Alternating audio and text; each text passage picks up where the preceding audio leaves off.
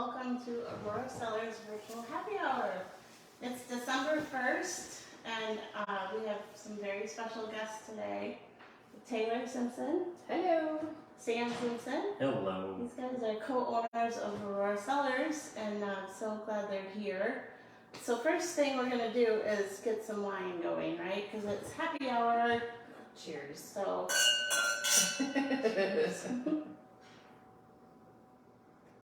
I hope you have your wine. Go ahead. Don't wait for us. Start sipping if you have it. If you're at work, maybe not. Later. In the comments, tell us what you're drinking or what you're going to drink tonight. We'd love to hear from you. And Devin is here behind the scenes helping us out as usual. And thank you, Devin, for being here too. All right. So, here we are. what are we doing?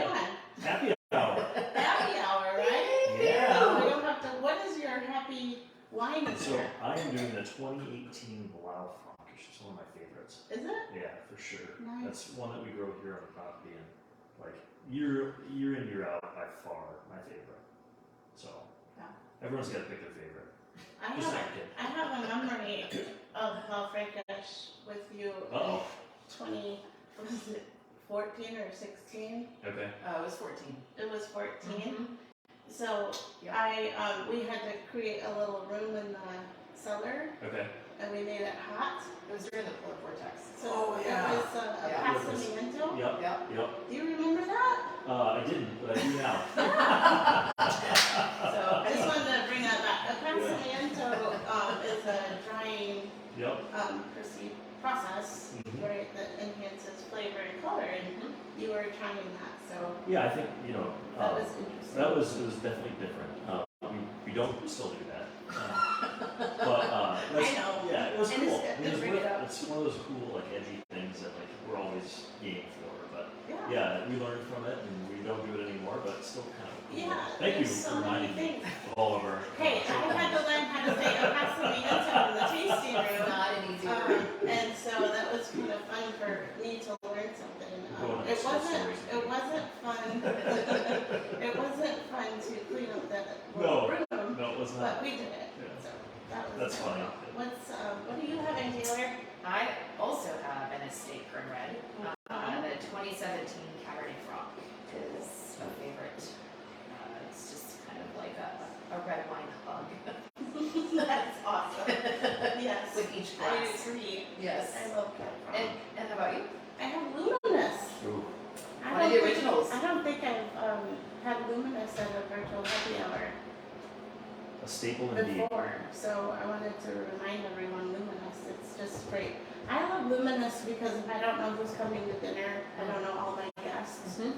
That and Radiance are just super easy to serve with lots of different foods, lots of different people. Yep. And it was always a hit. If you were to pick one dish that you would want to pair with that, one of your favorite dishes, what would you pick? So we like to do Luminous with like a hot and spicy taco. Ooh. Yep. So That real sounds good. casual, but Yeah. we need a little heat for that, I think. I like that to balance out a little bit of residual. I like that. It's a crowd pleaser. Yeah, yeah. For So sure. When I think of the Blau, I think of duck. do you? I do. Yeah, it just pairs really well with wild game. It is duck season. It is duck season.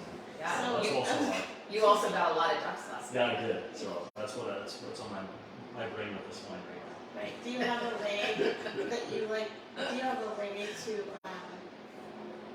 make duck So that you like? yeah, doing like you leave the fat on the breast and you score it, salt it, and then you have to hot sear it just to brown, almost like browning. And then you do a slow roast with some red wine in the pan and Blau Frankish Aurora. And then you do a slow roast and you just make sure all those juices in there go off. It's so good. So good. So That good. sounds delicious. So, but you have to make sure you glass water while you're cooking. Well, this is something I remember well from the earlier days of being around here. As I told Taylor once, I told you that I liked to drink wine while I was cooking, Yeah. and you were like, I like to drink it while I'm cooking, while I'm eating, and after dinner. And I was like, yes!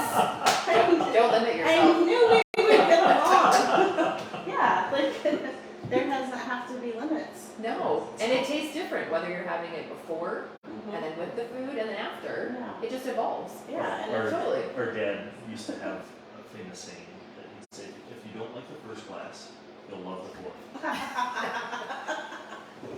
He was right. He was right. That's fantastic.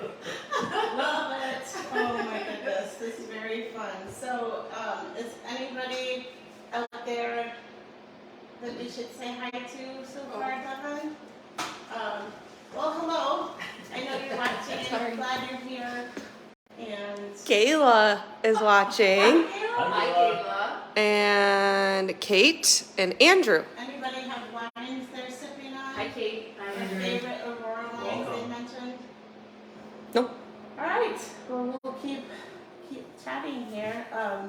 So there's a lot going on here, and for these guys, there's a new kind of way to say all the things that are going on that I think was really helpful at the Simpson Family Estates, or Simpson Family Estates. So that entails a few different things as part of the company. So Mhm. do you want to talk about Yeah, that? yeah. So we decided in order to kind of create unity, if you will, between all of our different companies, we created Simpson Family Estates, which you'll see in our signage. You'll find on the labels and the capsules to try to identify the different businesses that we have within Simpson Family Estates or under Simpson Family Estates. You're going to find Aurora Cellars, which is one of our wineries. The other is Good Harbor Vineyards, which is our parents started Good Harbor Vineyards back in 1980, so also a winery up here on the Leelanau Peninsula. And then also Harbor Hill, which is our services wing. For lots of people don't know that we have that, but we help a lot of the area wineries plant their vineyards. Sam has spearheaded that, a lot of experience in grape growing and winemaking and business. And we will plant their vineyards, manage their vineyards if they want us to. We have custom crush, so we can make their wine if they want us to. We can bottle it. We have mobile bottling where we will help other wineries who may not have a really big bottling line. So we're really trying to make sure we have something for anybody that wants to get into the wine industry to help them out. Yeah, it's been amazing to have all of those things, to be able to describe them to people. The mobile bottling line has been something that people are so intrigued by. Yeah. They love asking about that, and if it's parked out in our parking lot, it really draws a lot of attention. So Yeah, I mean, we really have always looked at a rising tide rises all ships. And so when we started really evaluating how we were going to grow things, we wanted to make sure that we created an umbrella with which people are able to grow with us. And, one of the things that we looked at in the Midwest was that there were a lot of facilities that were trying to do everything and weren't necessarily doing everything well. And a lot of that came down to just time and bandwidth. And so we decided to invest in basically all of the equipment you find in like a $5 to $10 million production facility. And we jammed it all together on a, They put it on wheels. on a gooseneck trailer. I need a simple line for that. Yeah, cheers to that. But we had a great local engineer and hired him, and there's not 1 inch of wasted space on this thing. It's like a spaceship. Yeah. It really is when you get on there. Yep. It makes sounds like a spaceship. It doesn't smell like one, it smells like wine. Have you been in a spaceship? That's after the fourth class. Just curious. Yeah. I know For what today. spaceships sounds like. But no, it's cool. We were taking it all around the Midwest. We were down in Ohio, Indiana, but really the local wineries have started consuming more and more capacity. So we're able to spend more time up here. We're basically just in Michigan now, Okay. and we're doing most of our stuff within a couple hours. So Nice. kind of a fun new thing that nobody else is doing in the middle of the country. So Right. yeah. Yeah, it's caused a lot of conversation, but it's been fun for us to share. Oh, good. Sparkling wine's a new thing, so we've got a new sparkling wine bottling line. It's So very exciting. you're going to see a lot more Aurora sparkling. for those of you who like bubbles, there's more coming. Man, I saw that on our social media. Mhm. That was really exciting. We're very excited about that. We have a lot of sparkling fans for sure. Good. That's awesome. Well, I just want to really find out. One of the things we really want to know is who knows more about wine. Well, depends. Who knows more about growing the grapes to make the wine, or who knows more about the wine after it's been made? You're definitely more well versed in growing the grapes. I like to get it into the bottle. And I love knowing everything about it once it's in the bottle. And I have definitely spent a lot more time studying other wine regions and spent a lot of time selling wines from all around the world. So it's a good combo, to have, a sibling who is a farmer, really good at growing grapes, and then I also know a lot about what's going on around the world and why I know that our wine is outstanding. It really is. Yeah. I am able to put it into an international context, and I know that the wines that are being produced here in this region stand up to many other wine regions around the world. So that's exciting. Yeah, it's very exciting. Yeah. So separately, you guys had different answers. We don't need to bring the family bad blood into this. So, yeah. You guys have been awesome, very professional, Yeah. and I only have fun with you guys. So there's no. But Sam said he knew more, and Taylor said she knew more when I asked them on a different day. I'm just kidding. It's fine, we'll hash that out later. Just We haven't even turned off the camera so we can sort this out. some arm wrestling will ensue. All right, so you guys were talking about regions. That's one of the things we were going to talk about. Do you have a favorite region that you have visited other than ours in Michigan, or one that you really want to go see? Or both. Or both, Yeah. I lived in South Africa for a year, and definitely think that is right up there behind like Mendoza and Argentina. Those are probably my two favorite wine regions that I visited. That are like, I wouldn't consider them like one of the old world regions, that has a lot of tradition. It's kind of cutting edge, and I look at those places more in line of what we're doing. And I find that more fascinating than a lot of the traditionalist approach. So.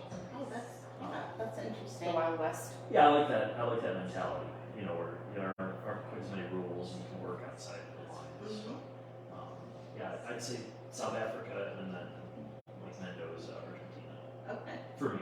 very Is good. that because of the wine, or the way that they grow grapes, Both. or the landscape? Both. I think it's cool. Like if you go down into Argentina and they have these trellises that are 6 or 8 feet in the air, and the grapes, it's like a tunnel that you go under. And there's just so many different ways that you can grow grapes and have a thriving industry, and it doesn't all have to be the same. And I think that's cool. And there's so many different angles in this industry that it creates so many different avenues for creative people, which I think is a cool thing, because farming itself is amazing, but to be able to take like all of those different cultural takes on the same fruit and be able to take it two different directions, I think is just a great value add to farming, and kind of tells a cool story. So. Very much. It's never ending. All the things you learn and see and. And if you stop learning, you just quit. That's the thing that we, we're always pushing, is we're always trying to push the envelope. So, what about you, Taylor? I think I enjoy Mendoza. I would agree with you. Chile is incredible. I just recently went to Portugal and was absolutely wowed by their wines, the landscape, what they have to go through to grow grapes, and the terraces that they build. The history. It's awesome. It's incredible. Is that because of is it rocky and like huge cliffs? Yeah. Water?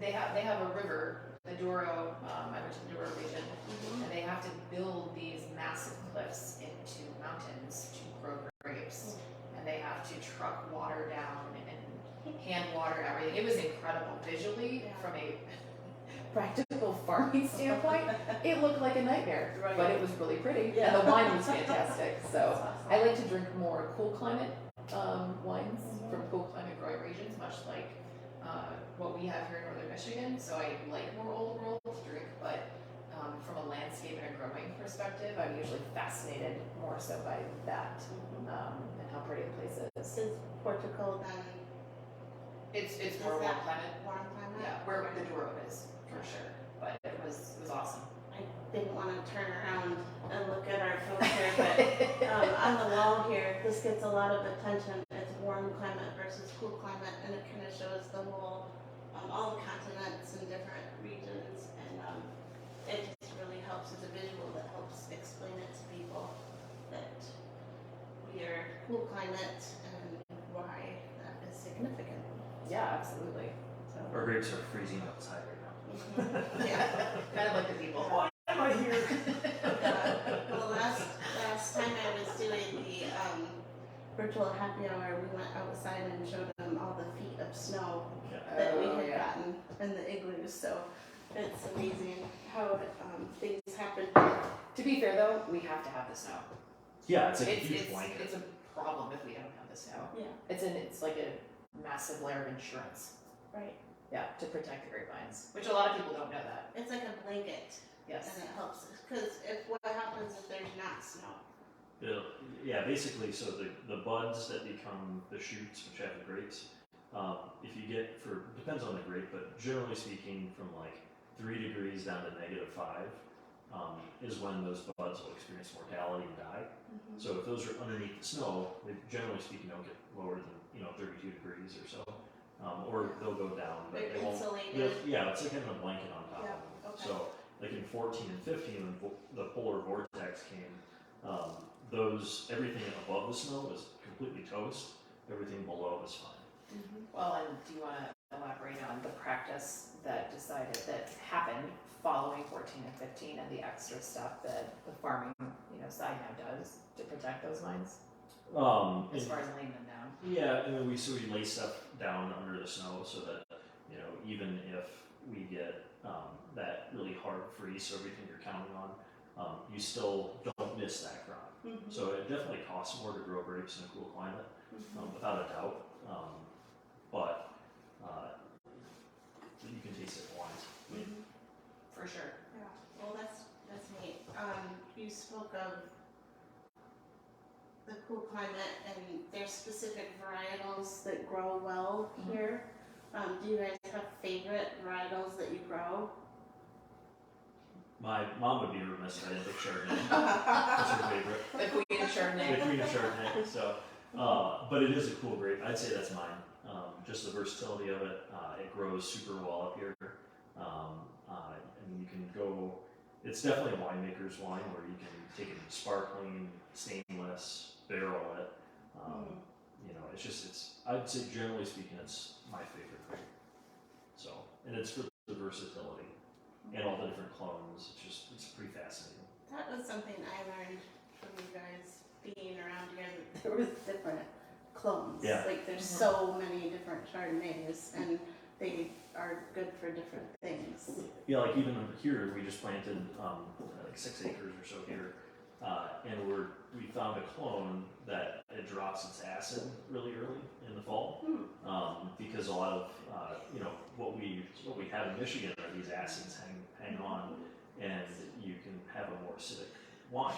Well, this clone, that acid respirates out sooner, so you can put it in like barrel fermented Chardonnays and things like that, so that you don't have all that acidity. So That's awesome. We love watching the baby Chard grow. yeah. Yeah. What about you, Awesome. Taylor? What's your favorite? I also enjoy Chardonnay, but quite opposite. I really like Blau, the Blaufränkisch, Lemberger, the name of the grape, because I feel like it's such a great expressive red wine of what a cool climate can produce. I am really proud of our grape growing, our winemaking team. I think they have taken red wines to the next level and showing consumers that we can grow amazing red grapes and make fantastic red wines. I think people come into Aurora and they are floored. They're like, I can't believe this is grown and made here. Okay. It is not something that's grown everywhere, and so because of that, I love how special it is, not only to Aurora, but to the area and those that grow and produce it. Definitely. Mhm. We've had some neat opportunities to speak with people coming in the tasting room from Germany or Austria, Yeah. specifically in awe of what our production team has done with the Blaufränkisch. Yep. And how much they're like, this tastes like home. Yeah. Yeah. Was one of the comments. So well done. I'd like to brag about our production team. So And the great they growing don't team. do it, so I do it for them. Yeah, the vineyard. And Don't forget about the vineyard team. It's teamwork. I think of them all all together. together, Yeah. but true. Yeah. Vineyard, all of them working together. Watching Drew is our head winemaker and Nick is our vineyard manager. Watching them walk together through the vineyards right here is always fun. I wish I could hear what they're saying, but You don't. No, want to you do that. yeah, Not everything. not everything. Shoot, okay, I'll stay in the tasting room. Then. Yeah, they're fun. Let's see, what else? What's your favorite grape? I'm just curious. I love Cabernet Franc. Cab Franc. Nice. Nice. I always have. Yep. for a very What is it? long Is it time. just the boldness of it, or what do you? I think it's I don't know. Just something. Yeah, it's everything. It's- You like the compilation of it, or? Yeah, I don't think it's that. I like it. It's not such a strong, like the warm climate reds are a little too much. Yep. I don't I know. just think the Cab Franc goes so well with so many foods. That's kind of how my brain thinks, is food and wine. And so the Cab Franc can be paired with a delicious rustic roasted vegetable salad, Yeah. or it can go with, a deep beef dish. So For those of you who don't know Dawn really well, she has an amazing palate and is exceptional at pairing wine and food. Is a really great cook, loves food and flavors, farming, good food, but that is a specialty of hers. So if you get the chance, throw things at her. She'll certainly let you know what wine goes with what food. thank you, Taylor. I'll catch up with you later. I just have had a lot of practice.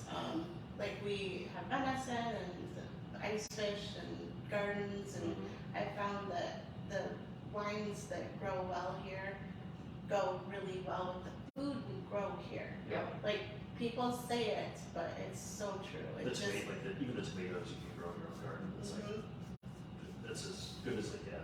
yeah. And that's one of the reasons, like from a cool climate viticultural perspective, if the grapes start getting above that like 23, 24 bricks, which we don't have to worry about, you start burning off a lot of these flavor characteristics. Okay. And like out in California, they have to put effectively sunscreen on these grapes Yeah.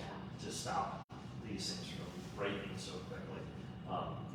For us, we're able to hold on to all those great compounds that create actually what the grape's supposed to taste like. So, Well, and the acid. I mean, Yeah. these wines are meant to go with food. They really are. Yeah. And if you love to eat and drink, which I do, I mean, I think we all Yeah, do cheers to here. that. Cheers! You want wine that tastes good without food, but also really enhances your meal. It's so true. So, any questions for Taylor or Sam? Put them in the comments. Devin can pass them on to us. We can reach out to you. And anything else, anything you're thinking about, let us know. Let's see. There was a couple other things that we're going to get into, kind of wrap up our conversation specifically about the business here. What is the most challenging aspect of owning a winery? You get to go first. Believe it or not, it's the amount of different regulatory agencies we have to deal with. Truthfully, it takes up a lot of time. And it's not just like one specific one. There are just so many different layers that you have to deal with. So it takes time to figure all that out. figure all that out, and then you always have somebody like looking over your shoulder, like just it's just it's a minefield of regulations. So Because it's alcohol. And you know, Import. like, well, you've got farming. Yeah, you've that's got, true. I mean, we've got the whole gamut where it's not like it's a simple business. You know, we're looking at all the different and sectors. food service, Food service, beverage, or yeah, all of that, all production, of those things, yeah, and all safety. safety, Okay. farming. Yeah. Right. So And you don't like to be told what to do. do you? no, I've never Yeah, had. yeah. So that would be a problem. So that's mine. All I right, don't so know. that's challenging. That's challenging. That works. So, Do you have anything to add, or is that kind of same? I mean, without a doubt, that is, I think that answer surprises a lot of people because until you're in it, you don't understand the level of regulation and what the amount of time it takes to deal with that. The other thing I think is really difficult is that it is farming, truly is what it is, and we are at the mercy of Mother Nature, and there can be bad years and growing years, and you need to figure out what to do with that and how to make great products. Also, it's viticulture, and you have to figure out what you want to grow and what people are going to want to drink in 30 years, Yeah. because what you're putting in the ground is going to be there for the next 30 to 40 years. So That was a fascinating thing to me. Yeah. 30 years, you guys are looking ahead that far. well, yeah, and how much do you grow? What are consumers going to want? How much are they going to want? is this grape going to, as the climate continues to warm, is this varietal the right choice for us? Is this clone? Is this clone the right Right. choice? So you put in a vineyard, Mhm. like however many acres, 1, 2, 20, and that you plan on having harvest for how many years? So we typically are doing like anywhere between 30 to 40 acres a year of new vineyard. It takes 3 years to get a small crop, 4 years to get a medium crop, 5 years to get a full crop. And then after that 5th year, we're putting in a trellis with metal poles where we would expect to have those poles last 50 years. So, the vineyards we're putting in now, we would expect to get 40 to 45 crops out of it. Oh, wow. That's a So- lot. So wow, that's a lot to think about. I don't think people appreciate how far ahead you have to think Yep. about, for us to just cheers and Yeah. have some really great wine. I mean, that's I mean, it's fantastic. It's cool. Like we're just going back to in regards to when our dad started. There was a question of whether or not we could even grow grapes out here. Right. So, Stan Howell, which is a brilliant cool weather viticulture, he was kind of leading the charge, and they decided that they could grow grapes up here. We planted a lot of hybrids.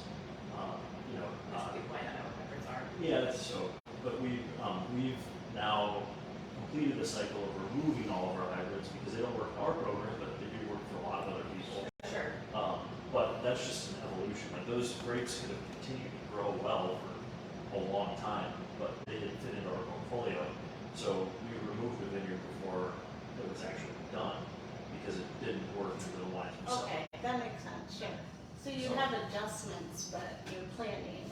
Yeah, you You're always. planning on a long, Right. long time with that vineyard. Yep. That's amazing. Yeah. It really is. Which is part of the reason I think you love Chardonnay, is because it is so versatile. So Yeah, you can make it a bubbly, you can make it an oat, you can, throw it in a barrel. Well, that's cool. You have to be ready to change when nature shuts off. Because it's even this fall we had a really cold stretch, and then it warmed up, and it's a stop and go viticulture. You never know what's going to come around in a month. And a month from great rum is in a turn. So you just have to be ready to change Yeah, whatever you're doing. always be flexible. Yeah. Able to adapt, change the plan, Sure. constant communication.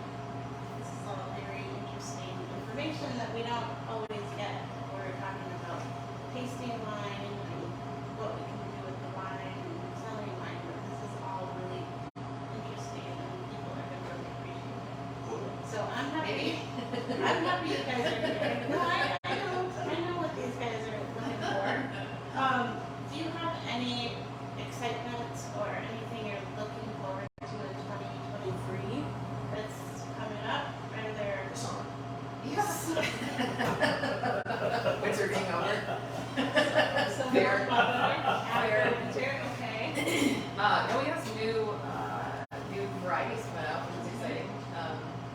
At Aurora, we're gonna have a new rosé here, a Pinot Noir rosé. Oh wow, Yep. We have a Pinot Blanc. that is scoop. That's nice. You heard it here first. Rosé. That's Yeah, nice. Pinot Blanc, Auxois, which is a new one, very small production. And we have an ice wine right now. Yep. Oxlaw. I'm gonna have to learn how to spell that. That's gonna be hard. There's gonna be a lot of people pointing. Yeah. Pinot. I'll have this one. I've taught you guys Followed that. ciders as well. Yeah, that's gonna be exciting. Really? Yep. That's part of our new sparkling wine line purchases. We're gonna Four get. pack. Yeah, we'll be able to do 4 packs of cider, which is a Is big that difference. like a cap or is that a can? Yeah, like a beer bottle. What? Yep. That's so cool. Yeah. Yes. I like that. Yeah, we- Cider to go? We're pretty excited. Well, we're doing here. Yeah. Yeah, we covered. Sam once asked me when I cut the serving of cider was. I was like, don't ask me that. I was like, I got it wrong. I said way too much. He's like, that's for 3 people. Yeah. Or just one really fun person. Yeah. That's a subjective answer. Yeah. That's awesome. Awesome. Well, I'm gonna respect everybody's time here. So there's just a few things I wanted to share with everybody about the tasting room and things that are coming up. Do you guys have your wreaths and Christmas decorating done? Definitely not. Not. Not yet. Yeah. So this Sunday here at Aurora is a wreath building workshop, and that's with Indie Grow Girl. Okay. Indie Grow Flower Farm. I'm sorry. I think she changed the name. Anyway, she's really cool. Her wreaths are artistic and natural and just really interesting. And you get a wreath that you make with her, wine and snacks, and that's Sunday. And we do need you to make reservations for that because she's going to bring us supplies, right? So if you're thinking about coming to the tasting room to do that, make a reservation right away. So it's Sunday too. Wife did that last year. Yeah. So it was a wax. Yeah. Yeah, that's what And that's saying something, so. yeah. Yeah, Why? and the, She's doing it again. yeah. Oh, is she? She had so much fun. Yeah. She's trying to return. So that's really exciting, and that's something that's coming up. And we did have snow, and then it rained and it melted. It's coming And back. now we're going to hopefully have snow soon again, but the snowshoe trails will be ready when we do have snow, and we have the self-guided strolling walking tour, which is it's attached to the snowshoe trail, so you can see some videos of Drew and listen to what he's telling you when you're in the midst of the tour walking or snowshoeing, so that'll be really neat. And I feel that when there's a spot on the tour that he talks about the different characteristics that are unique to this property. And the last stop is way up high, and it's just incredible that there's always wind coming through there. So it's just so fun to experience that as you're listening. Okay, so that's the vineyard tour. Let's see, what else do we have? 4 igloos. You saw them last time we were together. The heaters. They have heaters. They have couches. They're very comfortable. People are loving those. You can make reservations on our website now if you want to reserve an igloo for a specific time. That's wonderful. And then the last thing I was going to say is, do you have a whole bunch of holiday parties on your calendars? I don't. No. I haven't been told if we do or not. Yeah, so I don't either, not yet, but some family stuff going on. too late. Yeah. To make a plan, and sometimes your friends are coming into town and you want to get together. Well, we have the events team here. They're amazing, and they are doing holiday parties in the tasting room. Winter parties, it could go beyond. You could get together in January, February. It's up to 60 guests, and Christy Brown has all that information at events at auroracellars.com. And do you mind, Evan, putting that in? Thank you. She's gonna put that right into the comments so you know and you can see who to contact. So that's in the tasting room. Really would be a fun, all kinds of ideas that you could gather and do as a private party up to 60 people. So, and then the last thing, this is pretty exciting too, is we have the wedding venues, right? Yeah. The Willow, Winslow, the Willow Winslow, yep. at our estate.